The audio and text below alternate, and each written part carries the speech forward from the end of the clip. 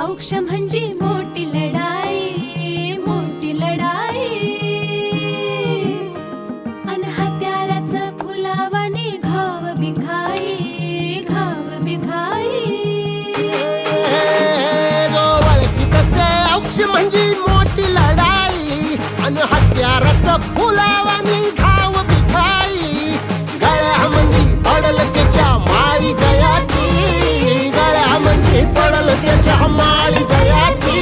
तू चाल पुढं, तू चाल पुढं, तू चाल पुढं. तुला रगड्या भीती कशाची, परवा भी कुणाची. मन सुद्धा तुझा गोष्ट हाय पृथ्वी मोलाची, हा पृथ्वी मोलाची. मन सुद्धा तुझा गोष्ट हाय पृथ्वी मोलाची.